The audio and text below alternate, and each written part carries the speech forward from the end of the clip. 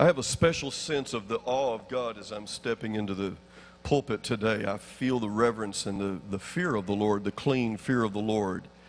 The parashah today, the weekly reading in the Torah, is in Numbers chapter 22 and following. It has to do with the story of Balaam, the prophet for hire, the prophet for money. And we're going to read through verse 22 and then make a reference to Revelation 2:14. And the children of Israel set forward and pitched in the plains of Moab on this side Jordan by Jericho. And Balak, the son of Zippor, saw all that Israel had done to the Amorites. And Moab was sore afraid of the people because they were many. And Moab was distressed because of the children of Israel. And Moab said unto the elders of Midian, Now shall this company lick up all that are round about us, as the ox licketh up the grass of the field. And Balak the son of Zippor was king of the Moabites at that time. He sent messengers therefore unto Balaam the son of Beor to Pethor, which is by the river of the land of the children of his people, to call him, saying, Behold, there is a people come out from Egypt. Behold, they cover the face of the earth, and they abide over against me. Come now, therefore, I pray thee, curse me this people, for they are too mighty for me. Peradventure I shall prevail, that we may smite them, and that I may drive them out of the land. For I wot that he whom thou blessest is blessed, and he whom thou cursest is cursed. And the elders of Moab and the elders of Midian departed, get this phrase, say it aloud, with the rewards of divination. Say that, the rewards of divination.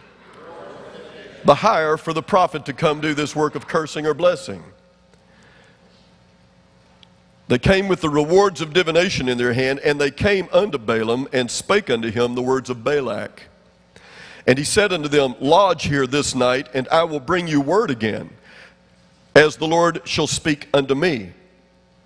And the princes of Moab abode with Balaam. And God came unto Balaam. This is not a Jew, this was a Gentile prophet. God came unto Balaam and said, What men are these with thee?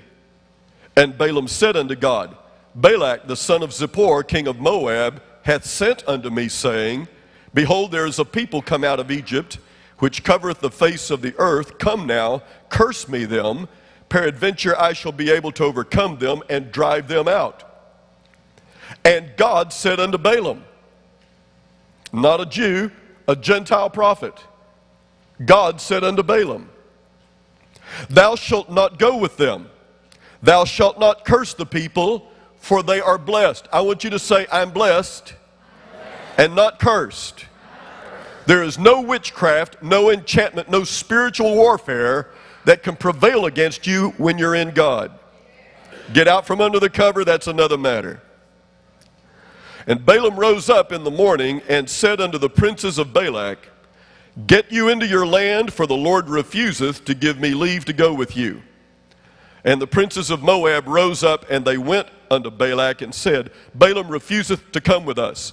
And Balak sent yet again princes, more and more honorable than the other ones. And they came to Balaam and said to him, Thus saith Balak the son of Zippor, Let nothing, I pray thee, hinder thee from coming unto me. For I will promote thee unto very great honor, and I will do whatsoever you say unto me. Come therefore, I pray thee, curse me this people. And Balaam answered and said unto the servants of Balak, If Balak should give me his house full of silver and gold, I cannot go beyond the word of the Lord my God to do less or more. Now therefore I pray you, tarry ye also here this night, that I may know what the Lord will say unto me more.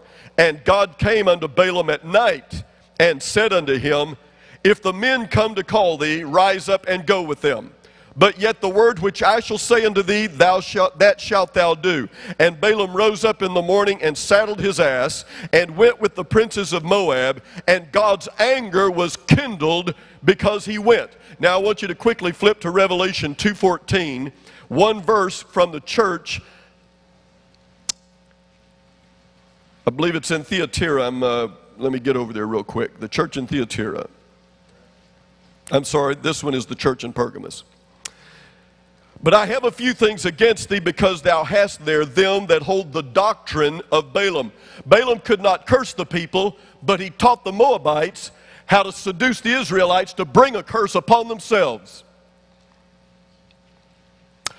Them that hath the teaching of Balaam, not the curse of Balaam, who taught Balak to cast a stumbling block before the children of Israel, to eat things sacrificed unto idols, and to commit fornication. The wages of sin is death. Everybody say, this is the word of the Lord. Balaam wanted to go with Balak. That's why God was angry. We don't hear the conversation between Balaam and God the night that God came to him the second night, but Balaam begged God to let him go apparently. Balaam wanted to go. He wanted the reward of the world. Let me say something right now, and this will be my point for this parashah today.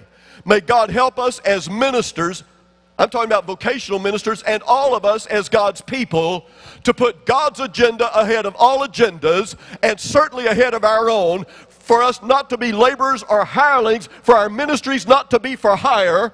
And I want to say this in terms of many ministers today who have retirement plans, and yet their denominations are falling away from God. You're in a very serious place before God whenever money becomes an issue that causes you to begin to go against the will of God in your life. Ministers wrestle with this all the time. They need money, but they need to serve God alone. May the Lord help us to put God first, and everything else comes after. Can we say amen? And may we certainly not lay a stumbling block before God's people for hire. May we pursue the Lord, His kingdom, His interest. Amen and amen. God bless you.